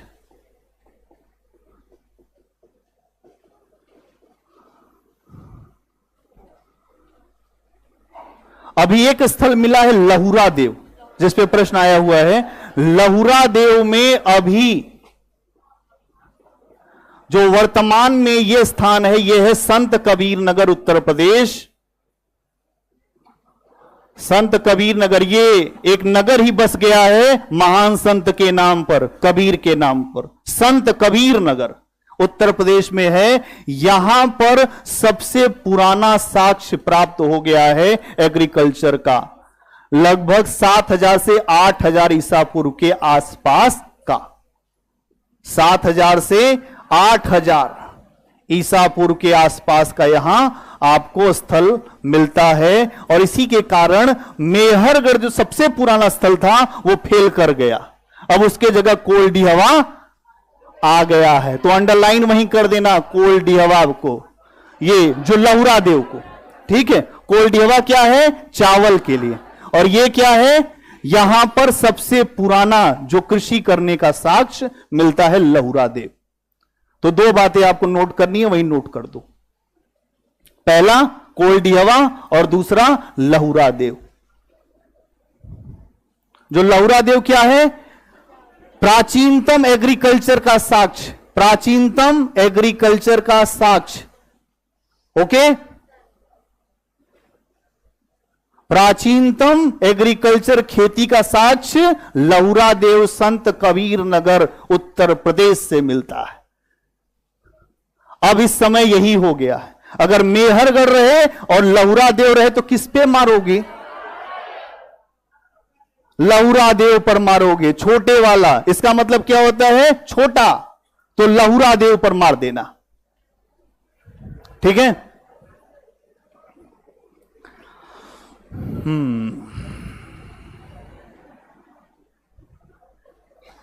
अगला पॉइंट बनाइए। यह काल, अगला पॉइंट इसी में बनाते चलो, लिखते चलो, संघर्ष विराम संघर्ष करते चलो। गांधी जी कहते हैं कि थोड़ा संघर्ष करो फिर विराम ले लो। आंदोलन को चलाने के लिए ऊर्जा इकट्ठा कर लो, फिर तुरंत संघर्ष पे बैठ जाओ। तो आपने विराम कर लिया 1 मिनट का, तब लिखिए अगला पॉइंट। अभी विराम दिए थे ना, थोड़ा हो गया, लिखो अगला पॉइंट। यह काल अपने पीछे के कालों की तुलना में, यह काल अपने पीछे के कालों की तुलना में अधिक विकसित काल था। यह काल अपने पीछे के कालों की तुलना में अधिक विकसित काल था। यह काल अपने पीछे के कालों की तुलना में अधिक विकसित काल था। इस समय मानव केवल खाद्य पदार्थों का, इस समय मानव केवल खाद्य पदार्थों का उपभोक्ता ही नहीं था, खाद्य पदार्थों का उपभोक्ता ही नहीं था, उत्पादक भी बन गया था। बड़ी जो सारगर्भित लाइन है, उपभोक्ता ही नहीं था, उत्पादक भी बन गया था। उपभोक्ता ही नहीं था, उत्पादक भी बन गया था। इस समय मानव खेती, पशुपालन, इस समय मानव खेती, पशुपालन सबसे, इस समय मानव खेती, पशुपालन सबसे भली प्रकार परिचित हो चुका था। खेती पशुपालन से भली प्रकार परिचित हो चुका था। ऐसी खेती को हम आज के समय में क्या बोलते हैं, बताओ कोई? मिश्रित खेती। आज यही बात सरकार कह रही है कि खेती में मिश्रित खेती होनी चाहिए। पशुपालन और एग्रीकल्चर मिक्स करिए, क्योंकि जब आपके पास रहेंगे पशु तो ऑर्गेनिक खाद का काम भी हो जाएगा। ऑर्गेनिक एग्रीकल्चर, ऑर्गेनिक फूड जो है वो बड़े महंगे मिलते हैं। आप जाएंगे तो उसके नाम पर शहरों में खूब लूटते हैं। कहीं ऑर्गेनिक वाला है सर सब्जी, ऑर्गेनिक सब्जी लेंगे तो बहुत महंगा मिलेगा, ऑर्गेनिक दाल लेंगे तो बड़ी महंगी मिलेगी, 280 रुपया किलो, ये वाली लेंगे तो 180। कहेंगे देखिए आप तो वहां जा नहीं रहे हैं, आप रहते हैं जो शहर में और हम ऑर्गेनिक खेती करते हैं, तो ऑर्गेनिक खेती की फसलें जो हैं बड़ी महंगी होती हैं और लोग आज के समय में अपने जीवन में ये भी चाहते हैं कि हम ऑर्गेनिक चीजों पर बढ़ें। वो दिन दूर नहीं है कि हर व्यक्ति गांव के तरफ भागेगा। मेरी बात ध्यान रखना, भारत में गांव खत्म हो जाएगा तो भारत बचेगा नहीं, इसीलिए गांव में भारत बसता है।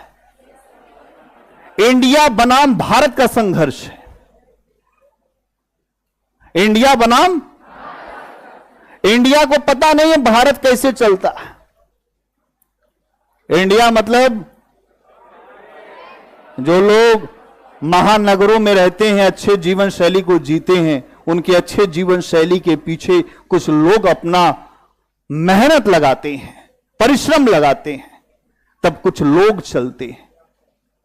आप देखेंगे कि व्यापार का सिस्टम मैं आपको बताऊंगा, एग्रीकल्चर से ही निकल के आया। उसमें कुछ लोग मध्यस्थ हो गए जो उनकी फसल को बेचने लगे और उससे फायदा कमाने लगे और उसी फायदे से बिजनेस डेवलप किया और बाद में नगरों का डेवलपमेंट हुआ और उसके बाद एक पूरी प्रक्रिया बन गई। स्ट्रक्चर को समझिए, और स्ट्रक्चर अगर आपको समझ में आ जाएगा तो आप यह समझ जाएंगे कि सब चीजें कैसी जुड़ी हुई है। वर्ण व्यवस्था को अगर आप देखें तो सबसे ऊपर कौन है? फिर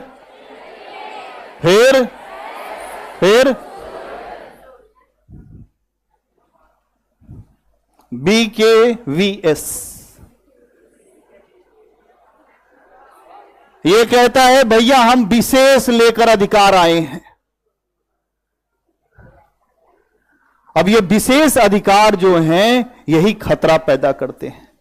फ्रांस में जब क्रांति हुई तो इसी बात को लेकर हुई कि जो पहले स्टेट और दूसरे स्टेट के लोग हैं उनके पास क्यों विशेष अधिकार होना चाहिए। आप इस बात को समझिएगा, जब भी कहीं पर विशेषाधिकारों की बात होगी तो कुछ लोग अधिकार अपने देंगे तो कुछ लोग विशेषाधिकार प्राप्त करेंगे।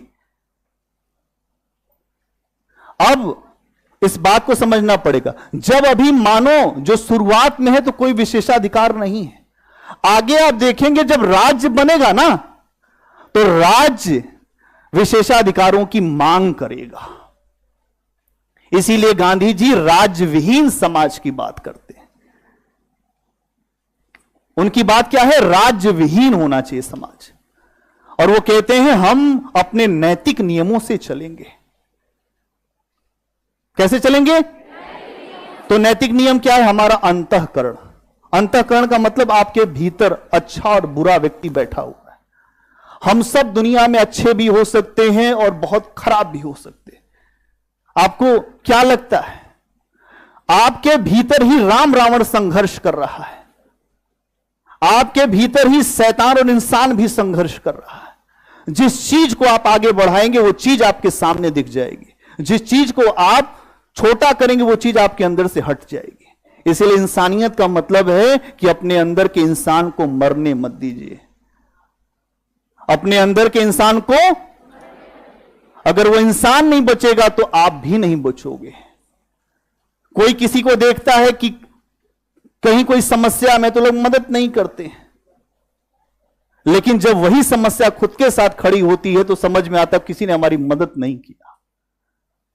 तो पहला काम तो यही है, पढ़ने का बोध पैदा हो जाए यार। बोध पैदा हो गया तो तुम कुछ भी कर जाओगे। देश में जब गांधी आते 1915 में तो गांधी को बोध पैदा होता है, क्योंकि साउथ अफ्रीका में गांधी जी अब्दुल्ला के मुकदमे को देखने के लिए गए। 24 साल के गांधी जी 24 साल साउथ अफ्रीका में रहे, 48 साल के होके वापस आए। बैरिस्टर इंग्लैंड के, कहीं और के नहीं, और ट्रेन से फेंक दिए गए। और जब अपने देश में आए तो अपने देश के लोगों को देखा कि बड़ी भोली जनता है, कैसे संघर्ष करेगी, तो अपना त्याग करके देश को बनाया। आलोचना करने वाले तो गांधी जी की बड़ी आलोचना करते हैं, लेकिन मैं वो आलोचना में नहीं ले जाऊंगा आपको। गांधी महात्मा की यात्रा कैसे करते यह समझना पड़ेगा तुमको। वो मानवता का तत्व है। टैगोर की फिलॉसफी यही है। रविन्द्रनाथ टैगोर अंतर्राष्ट्रीय मानवता की बात करते हैं। ये नदियां, ये पहाड़, ये सागर, जो कुछ भी बैरियर है ना, मानव के लिए नहीं है। मानव केवल मानवता जानता है। और जिस दिन मानवता की बात होगी, हमारा कोई दुश्मन नहीं है, सब हमारे हैं। बुद्ध को लोगों ने कहा कि बुद्ध कुछ नहीं जानते। बुद्ध को आप जानते हैं, बुद्ध और महावीर दुनिया में बड़े आस्तिक लोग हुए, लेकिन उनको कहा गया वो नास्तिक है। क्या कहा गया उनके दर्शन को? देखिए कितनी उल्टी बात है कि नहीं? क्योंकि यह व्यवस्था है। कौन सी व्यवस्था है? वर्ण व्यवस्था, वैदिक कर्मकांड की व्यवस्था। बुद्ध से कोई पूछता ईश्वर क्या है, कहते अनिर्वचनीय। लोग इसको पता नहीं इसलिए अनिर्वचनीय बोलता है। उन्होंने कहा कि मैं कैसे बोलूं। कबीरदास अशिक्षित व्यक्ति कहते हैं कि मसी कागज छुयो नहीं, कलम गही नहीं हाथ। मैंने हाथ से कभी कागज छुआ नहीं और कलम को भी हाथ में नहीं रखा। लेकिन उसके बाद भी कहते हैं, लाली मेरे लाल की जित देखूं तित लाल। लाली देखन मैं गई, मैं भी हो गई लालम लाल। अब आपको समझना पड़ेगा, कोई वहां जो गया वो बताया ही नहीं, तो बुद्ध कैसे बता देंगे? क्या बात समझ में आई? मैंने क्या बताया आपको? मतलब यहां यह है कि वहां जो जाता है वो कुछ बता नहीं पाता। रहीम दास कहते हैं, रहीमन यह बात की कहन सुनन की नाही। कहने सुनने की बात नहीं है। जो गुड़ खाएगा वही गुड़ का स्वाद बताएगा कि गुड़ कैसा होता है। इसी बात को पश्चिम के एक दार्शनिक स्पिनोजा ने भी समझाया। कहता है वो ईश्वर वह शेर की मांद है जहां व्यक्ति घुस तो सकता है लेकिन निकल नहीं सकता। क्या समझ में आ रहा है दर्शन क्या है? तो बड़ा लिंकिंग अप्रोच है। जब आप वो समझेंगे ना, तब आपको मजा आएगा। आपको लगेगा कि नहीं, ये तरीका होना चाहिए। लोग भेदभाव करते हैं, वो धर्म ये धर्म, कुछ नहीं, किसी को कुछ पता ही नहीं। धर्म की बात कोई बिरला जानता है, और बिरला जानता वही समझाता है। और इसीलिए जब बुद्ध बोले तो हुजूम चल पड़ा, महात्मा गांधी बोले हुजूम चल पड़ा, क्योंकि वो सबकी बात करते हैं। ईश्वर अल्लाह तेरो नाम, सबको सम्मति दे भगवान। ये गांधी जी हैं। आलोचना बड़ी करने के लिए आसान है कि आलोचना कोई किसी की कर दे। आलोचना नहीं, अच्छाइयों को पकड़िए कि गांधी गांधी क्यों हैं। और प्रश्न आया कि गांधी न होते तो आजादी का स्वरूप कैसा होता? फांसीवादी स्वरूप हो जाता। तो बड़ी समस्या है, यहां यह समझना पड़ेगा। एक पॉइंट और लिखो, तुम लोग इधर उधर ले गए हमको। कहां तक लिखा था? ठीक ठीक ठीक, बहुत बढ़िया बहुत बढ़िया। अगला पॉइंट बनाओ। इस समय के प्रमुख उपकरणों में, इस समय के प्रमुख उपकरणों में छेनी आज भी चलती है कि नहीं? खुरपी आज भी चलती है। खुरपी, छेनी, खुरपी, लोग आज भी कहते हैं कि जाओ थोड़ा वहां पे पौधे हैं, थोड़ा सा उनको खुरपिया दो। खुरपी, ठीक है। और कुदाल, हसुआ भी लिख दो भैया, देखो बोल रहे हैं। हसुआ, हसुआ हमेशा अपने को ही काटता, पता है आपको? वो उल्टे दिशा में होता है। अगर कोई उसको ना अच्छे से चलाए तो खुद ही का हाथ काट देगा। अगर आप जो फसल काटने जाएं, जो जानवरों के लिए चारा, तो अगर आपने उसको सावधानी से नहीं चलाया हसुए को, तो आप ही का हाथ काट देगा। हसुआ अपने को काटता है, इसीलिए हसुआ नहीं बनना चाहिए, ठीक है? तो यहां पर यह भी है। हथौड़ा, हथौड़ा भी एक भाई लिख दो, हथौड़ा।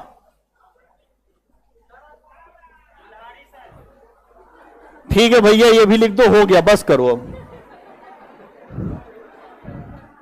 सब लिख लो। छेनी, खुरपी, कुदाल, हसुआ, हथौड़ा, कुल्हाड़ी, सब। बस अगला पॉइंट बनाइए, ताम्र पाषाणिक संस्कृति। हो गया ये ताम्र पाषाणिक संस्कृति। ताम्र पाषाणिक संस्कृति, कुछ हिम्मत बची है कि नहीं?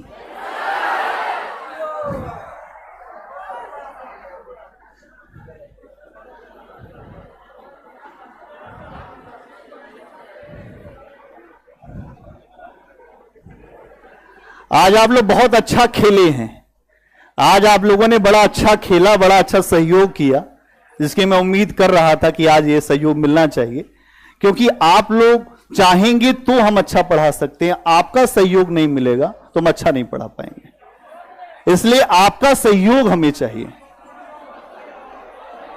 बस ये है, एक इतनी अपील है, और कोई अपील नहीं आपसे, इतना है कि आप केवल जैसे जैसे मैं लेके चल रहा हूं आप वो काम कर लीजिए, आप बहुत अच्छी स्थिति में रहेंगे, इसका मैं विश्वास दिला दूंगा। ताम्र पाषाणिक संस्कृति,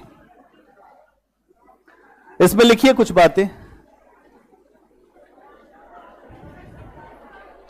पहले समझा दें, समझ लो, क्योंकि लिखना नहीं चाहते हो तुम, इसलिए कह रहे हो समझना। मैं समझ गया। ताम्र पाषाणिक ऐसी संस्कृति जहां पर पत्थर के साथ साथ तांबे के औजार मिलते हो, पत्थर प्लस तांबा। यहां आपको बहुत सारे स्थान मिलेंगे, आहाड़ है ना, जोरवे, आहाड़ एक स्थल मिलेगा जो राजस्थान में, ठीक है, आपको जोरवे मिलेगा महाराष्ट्र में।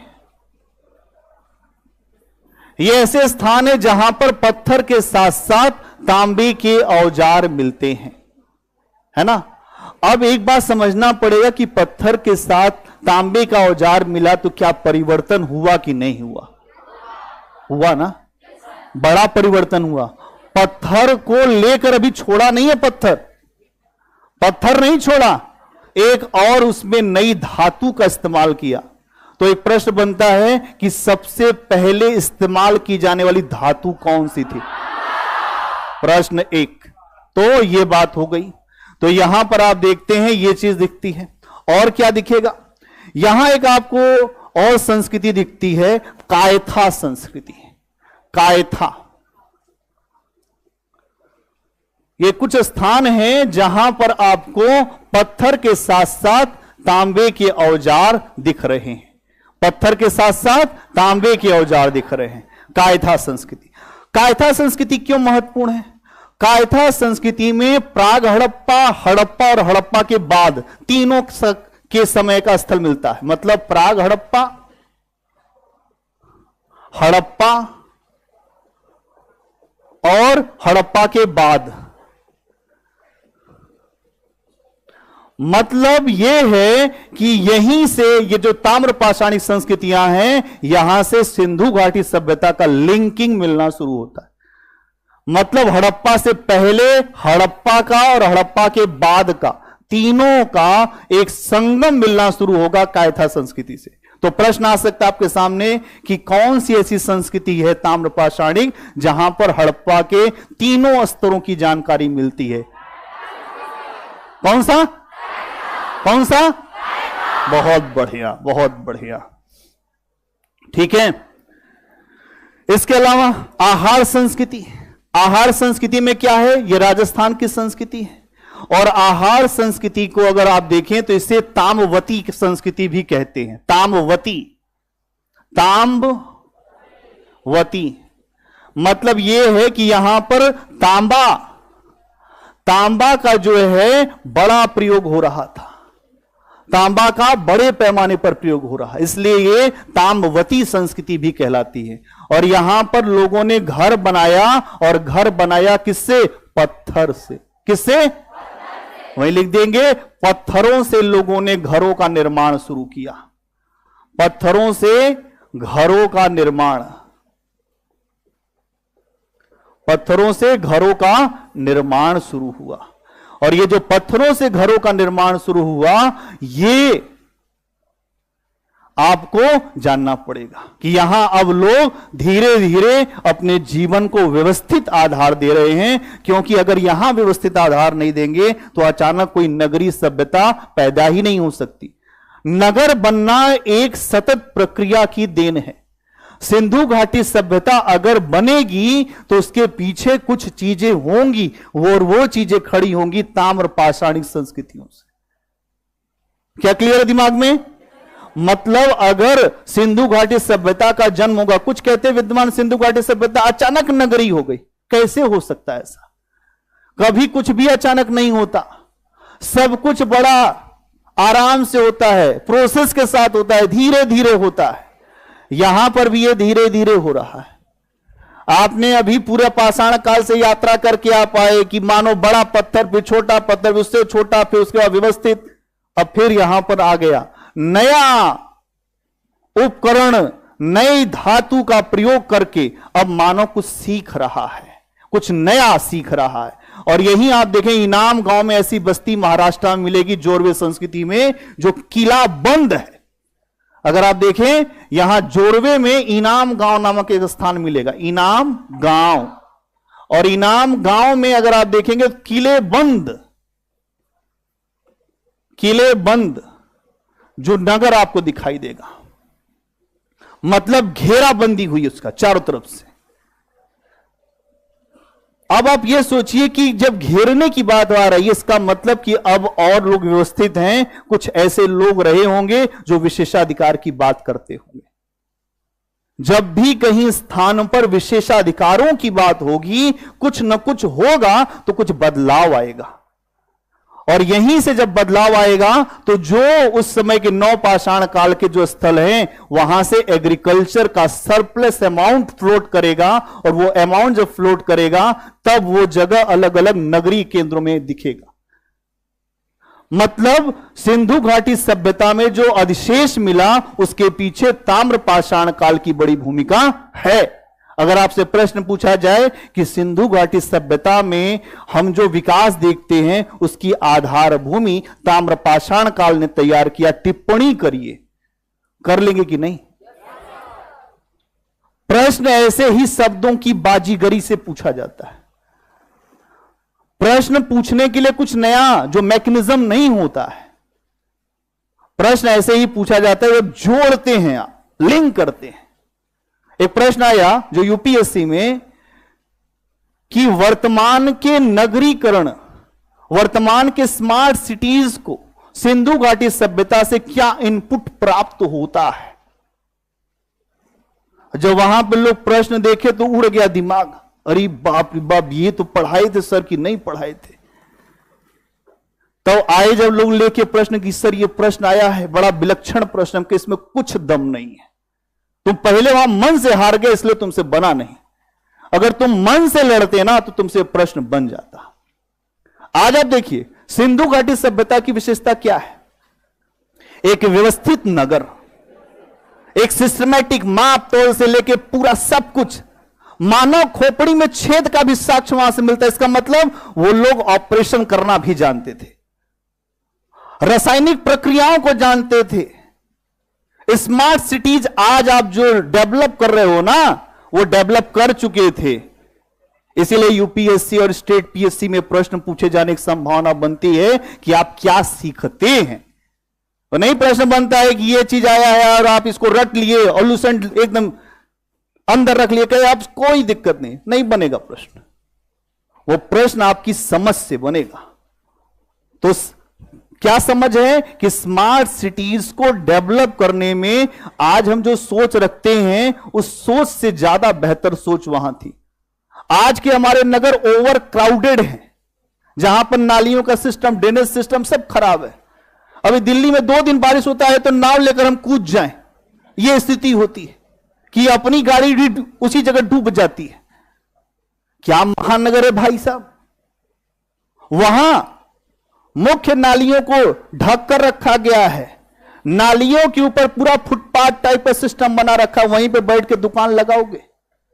मुख्य नाली में अलग अलग नालियों को लिंक किया गया है। ड्रेनेज सिस्टम में अलग अलग स्थान बनाए गए जहां नालियों की सफाई होगी।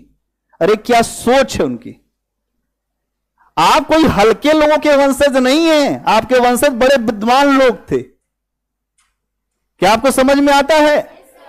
अंग्रेज है तो आपको बता दिए कि आपका तो कुछ था ही नहीं। अब कोई अंग्रेज हमारे पास आए तो हम उससे पूछे कि तुम्हारा क्या था भैया यहां कि तुम आए थे, कि हमें इतना जो शिक्षा दे दिए, जो बिना मांगे सलाह किसी को मत दीजिए। लेकिन अंग्रेज यहां मुफ्त की सलाह देते थे। कभी कभी अंग्रेज लोग नाराज हो जाते हैं, कहते हैं कि एक अंग्रेज आया, उसने कहा सर जो है हमारे एक मित्र हैं, वो उस समय रहते हैं, एक हमारी सिस्टर बेल्जियम में रहती है, तो उसने हमसे कहा कि ऐसी ऐसी बात। हमने कहा कि भारत के बारे में तुम बताओ, हिस्ट्री बताओ। अगर हिस्ट्री को कोई जानेगा नहीं तो आपको मानेगा नहीं। और हम बात करते हैं तथ्यों पर, जो प्रमाणों पर। हम कोई उल जलूल की बात नहीं करेंगे आपके सामने। जो बात रखेंगे उस पर आपको फैक्ट देंगे, आधार बताएंगे। तो सिंधु घाटी सभ्यता इसलिए जोड़ के प्रश्न आया। और आज के शहरों को ओवर क्राउडेड होने के बाद क्या समस्या झेलनी पड़ेगी वो आप वहां देखें। जब वो इतने व्यवस्थित थे वो नहीं बचे, तो आप इतने अव्यवस्थित आप कैसे बचोगे? बोलो, कैसे बचोगे? इसलिए आज अपने आप को इस सोचने के लिए मजबूर करो। पढ़ने से ज्यादा अपने दिमाग को चलाओ, सोचो, थिंक बिग, बड़ा सोचो और बड़ा करो। ठीक, आज छुट्टी करो, अब मिलेंगे हम कल।